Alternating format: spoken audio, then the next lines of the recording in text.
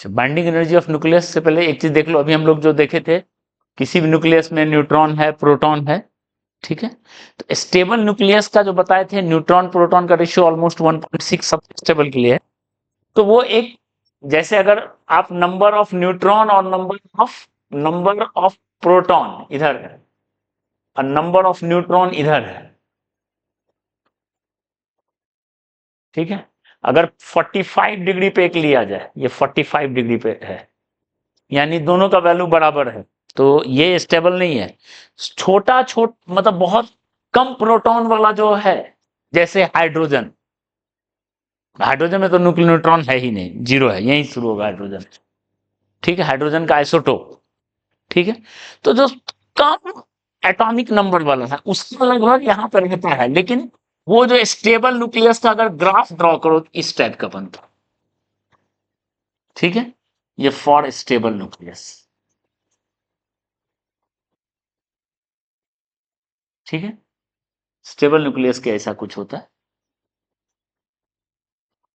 ठीक है। और अनस्टेबल इसी के आसपास रहता है, इधर या इधर, तो वो कभी इसमें मतलब अनस्टेबिलिटी से स्टेबिलिटी में आएगा, तो ग्राफ यहां से यहां शिफ्ट होगा। ये वो स्टेबल, और अनस्टेबल वाला भी देखेंगे तो अनस्टेबल ऐसा होगा, कुछ ऐसा ऐसा इसी के, ठीक है, ओके। ये हो गया अनस्टेबल के लिए, ओके। तो वो न्यूक्लियर रिएक्शन से स्टेबिलिटी की तरफ मूव करता है, ओके। और हम लोग स्टेबिलिटी ऑफ न्यूक्लियस पे आएंगे भी, बाइंडिंग एनर्जी पढ़ने के बाद एक और पॉइंट समझेंगे, बाइंडिंग एनर्जी पर न्यूक्लियन, उससे भी समझ सकते हैं।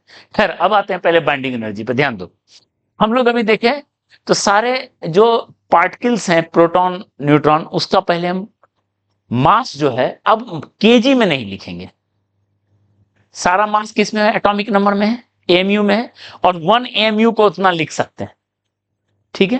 तो आप मास ऑफ प्रोटॉन जो है वो होता है 1.6, अगर एग्जैक्ट वैल्यू लिया जाए 6726231 इंटू 10⁻⁻27 kg, ठीक है।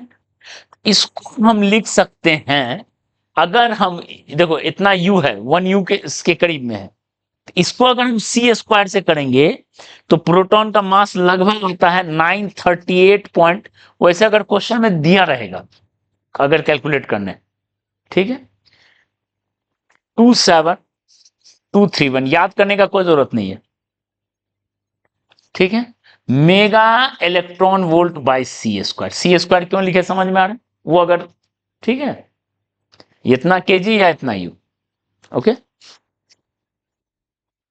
और देखो मास ऑफ न्यूट्रॉन जो है ऑलमोस्ट लिखते हैं, इससे थोड़ा ज्यादा होता है, 1.674 9286 into 10⁻⁻27 kg, 27 kg।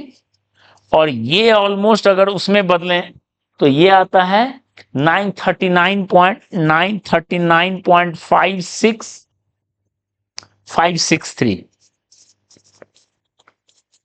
By C square. Mass of electron obvious है बहुत कम होता है, वो होता है, ठीक है। अगर हम इलेक्ट्रॉन का मास को पूरा करें तो केजी में 9 पॉइंट क्या लिखते हैं, 1093897 इंटू 10⁻31 kg। और उसको अगर हम लिखें उसमें तो 0.51099 mega electron volt by C square, या इसको लिख सकते हैं 510.99 mega electron kilo electron volt. अगर किलो में लिखें तो लोग 51 वैल्यू याद करके चलते हैं, 51, ठीक है, 510, ठीक है। तो सबको आप mega electron volt by C square में लिख सकते हो, ठीक है। अब सवाल है कि कोई भी न्यूक्लियस है, ये देखो कोई भी न्यूक्लियस है, आर रेडियस का है न्यूक्लियस, इसमें मान लो Z protons, obvious Z protons है, and A minus Z neutrons. तो देख के लग रहा है मास ऑफ न्यूक्लियस अगर लिखें दैट इज एम एन कर देते हैं अगर, तो देख के लग रहा है ये मास जेड प्रोटॉन है, तो Z into mass of proton plus A minus Z into mass of neutron. ठीक है, इतना मिला है, इतना मास। ठीक है, लेकिन इनफैक्ट ऐसा होता नहीं है, इससे कम होता है। Mass of nucleus is less than this. इस क्वांटिटी को हम यहां लिख देते हैं तो ज्यादा बेहतर समझ में आएगा। ए माइनस जेड मास ऑफ। अब ये कम क्यों हो जाता है, देखो। ठीक है, ओके। तो जो डिफरेंस है, जो difference in mass is called mass defect. इस डिफरेंस को मास डिफेक्ट बोलते हैं। पहले पॉइंट, जो डिफरेंस है मास में, ये कुछ एमयू में आया, ये कुछ एमयू में, उसको मास डिफेक्ट बोलेंगे। ठीक है, और ऐसा क्यों हुआ, क्योंकि मान लो अभी तो सारा कैसा रहा होगा कहानी, देखो अभी तो सब इसमें बाइंडेड है। बाइंडिंग एनर्जी वर्ड, ये बाइंडेड, बाइंडिंग एनर्जी। ठीक है, जैसे हम लोग क्या करते हैं, इलेक्ट्रॉन और न्यूक्लियस में बाइंडिंग एनर्जी है -13.6 इलेक्ट्रॉन वोल्ट, अगर हाइड्रोजन एटम के पहला ऑर्बिट की बात किया जाए। तो हम बताए थे बाइंडिंग एनर्जी क्या होगा, 13.6 इलेक्ट्रॉन वोल्ट। इतना एनर्जी से बाइंडेड है।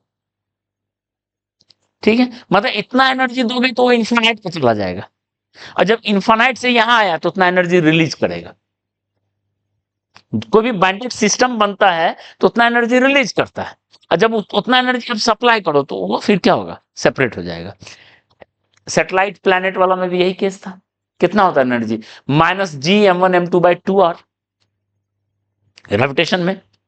तो बाइंडिंग एनर्जी कितना हो गया, Gm1m2/2r, माइनस का प्लस कर दो, उतना आप दिए तो दोनों सेपरेट हो जाएंगे। ठीक है, तो बस यहां पे वही कहानी है, ये जो बना होगा सब फार सेपरेटेड न्यूक्लियॉन्स हैं, सब फार सेपरेटेड न्यूक्लियॉन्स, फार सेपरेटेड न्यूक्लियॉन्स।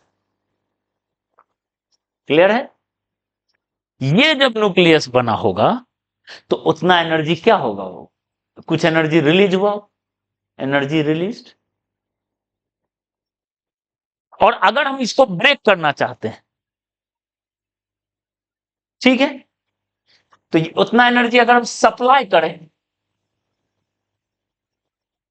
एनर्जी सप्लाई, तो वो ब्रेक होकर क्या हो जाएगा, सारा कॉन्स्टिट्यूएंट कहां चला जाएगा, इन्फानाइट पे चला जाएगा। तो वो जो एनर्जी जो रिलीज हुआ या एनर्जी सप्लाई किए, उसी को क्या बोलेंगे, बाइंडिंग एनर्जी। और वो बाइंडिंग एनर्जी कहां से हुआ, ये जो मास में डिफरेंस हुआ दैट इज कॉल्ड, मान लेते हैं डेल्टा एम नाम दिए। ठीक है, तो binding energy of nucleus is delta M into C square. जो मास में कमी आया इंटू सी स्क्वायर, उतना एनर्जी क्या होगा, रिलीज होगा। ठीक है, और उतना एनर्जी अगर दिए तो ब्रेक होकर कहां जाएगा, बिल्कुल बॉन्ड एनर्जी जैसे होता है केमिस्ट्री में, मोटा मोटी वही कहानी है। इसी को क्या बोलेंगे, बाइंडिंग एनर्जी। बात मतलब समझ में आए। तो अब हम अगर इसको हम कैलकुलेट की करें, तो डेल्टा एम का value binding energy of nucleus, ध्यान दो।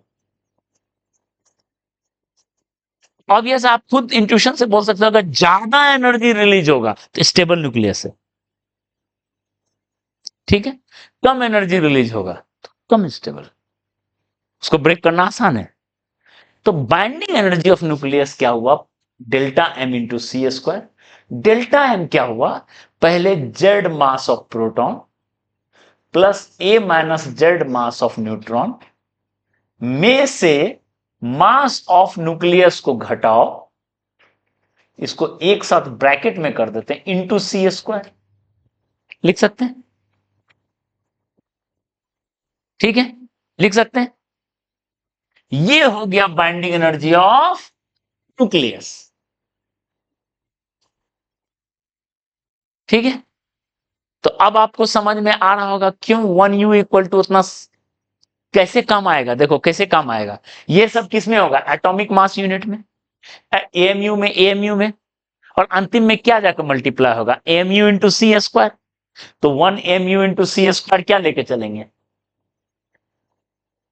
किसके बराबर लेके चलेंगे, 931 mega electron 0.5 mega electron volt लेके चलेंगे। ठीक है, तो यही काम आ जाएगा अभी आपको। क्लियर है, ये है बाइंडिंग एनर्जी ऑफ न्यूक्लियस। यानी अगर आपको ब्रेक करना है तो इतना देना पड़ेगा। ठीक है, अब देखिए इसको, अब सिंस मास ऑफ प्रोटॉन मुश्किल रहता है दिया हुआ रहता है, ठीक है, मास ऑफ प्रोटॉन नहीं देता है डेटा में, आपको क्या दे देगा, इसको अगर थोड़ा सा कन्वर्ट करें तो जो डेटा देगा, क्योंकि देखो ये क्या है, mass of nucleus, mass of nucleus, atomic mass नहीं है, not equal to atomic mass. Atomic mass में इलेक्ट्रॉन भी ऐड होता है।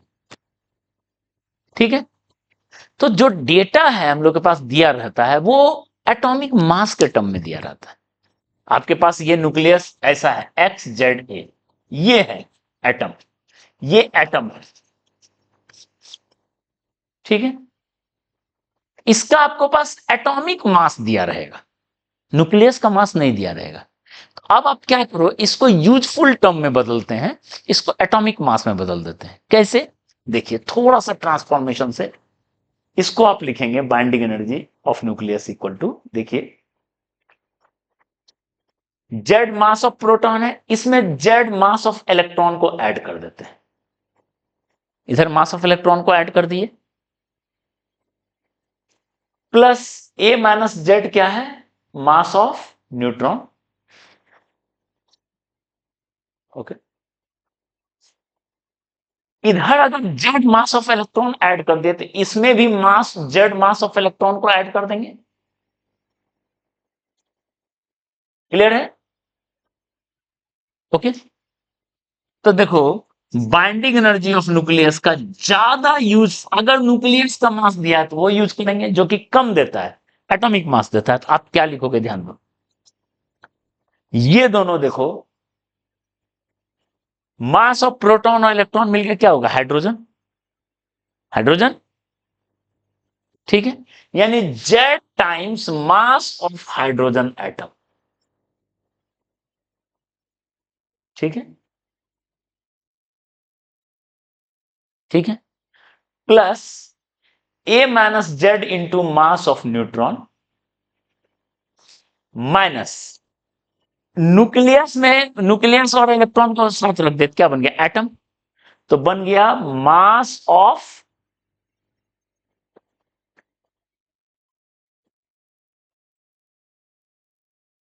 जहां ये हो गया एटॉमिक मास ऑफ हाइड्रोजन,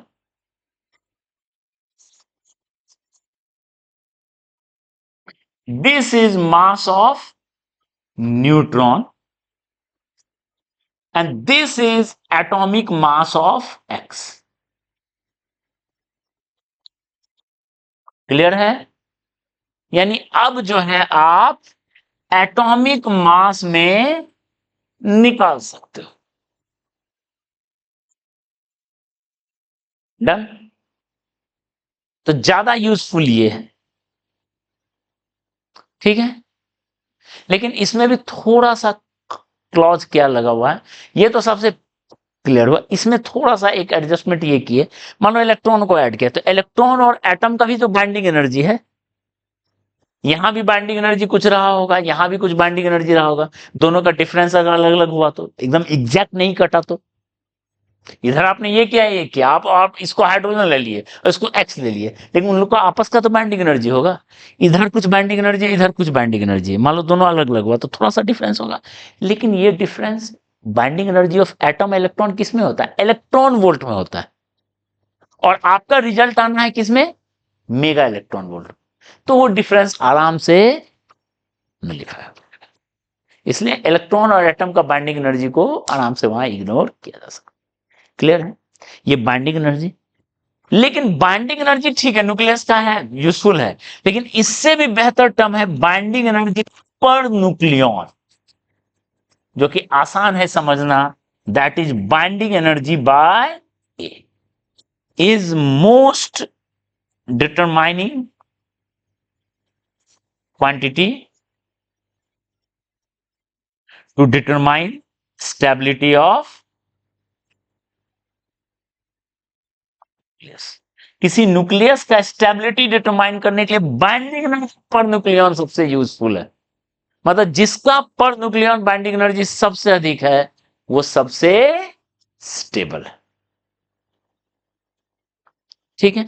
मतलब अगर इसका ग्राफ एक रफ स्केच है ए के साथ बाइंडिंग एनर्जी पर न्यूक्लियन का, इसका ग्राफ एक इस टाइप से होता है, जहां सबसे हाईएस्ट होता है 56 आयरन का।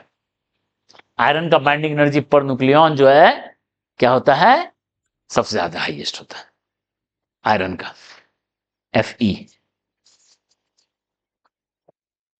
ठीक है?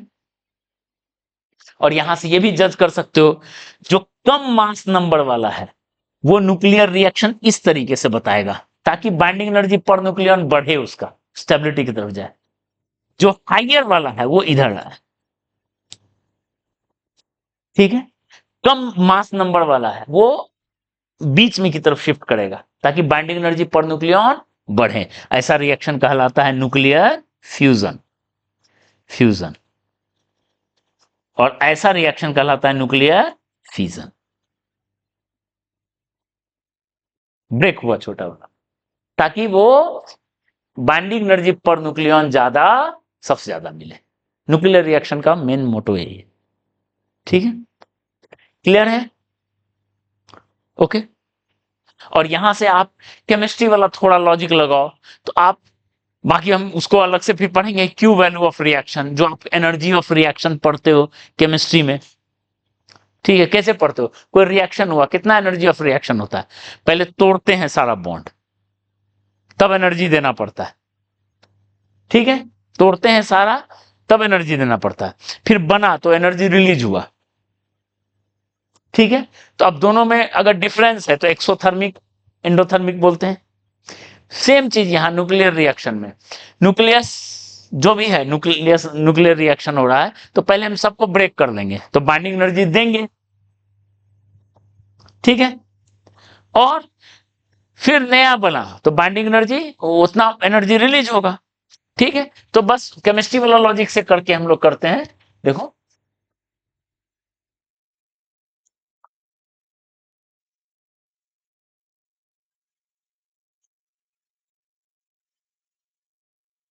ठीक है?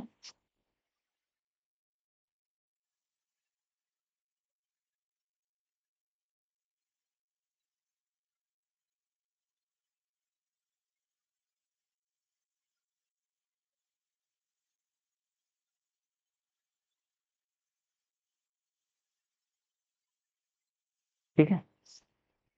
तो हम लोग क्या कोई भी न्यूक्लियर रिएक्शन का Q value, Q value, Q value of nuclear reaction,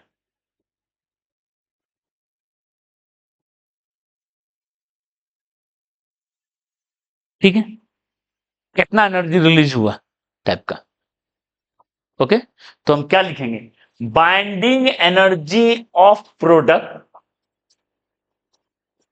कितना रिलीज हुआ, minus binding energy of reactant, या डॉटर न्यूक्लियाई बोलते हैं, या वो रिएक्टेंट ही बोलते हो, रिएक्टेंट न्यूक्लियाई।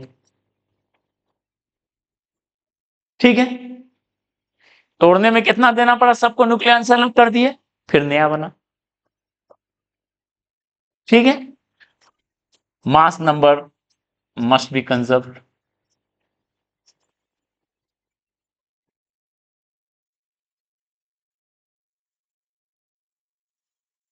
जैसे मान लो ये लिए, मान लेते हैं x प्लस वाई मिलके z बना, एक एग्जाम्पल बता रहा है। ठीक है, इसका A1 है, इसका A2 है, इसका A3, तो A3 equal to A1 plus A2। इसका कुछ दिया हुआ है बाइंडिंग एनर्जी पर न्यूक्लियन, इसका दिया हुआ मान लेते हैं E1, इसका बाइंडिंग एनर्जी पर न्यूक्लियन दिया हुआ है E2, और इसका binding energy per nucleon E3। ठीक है, समझ में आ रहा है, बाइंडिंग एनर्जी पर न्यूक्लियन। तो देख के ही बताओ कितना Q वैल्यू होगा, Q value binding energy of product, ध्यान दो, पर न्यूक्लियन E3 है और कितना न्यूक्लियन A3, तो कितना होगा A3 into binding energy of product, इतना रिलीज होगा, और कितना देना पड़ा होगा E1 इंटू,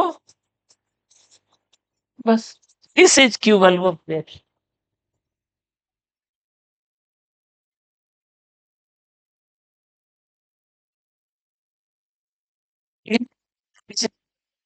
और भी Q वैल्यू निकालने का तरीका, एक तरीका बाइंडिंग एनर्जी से है।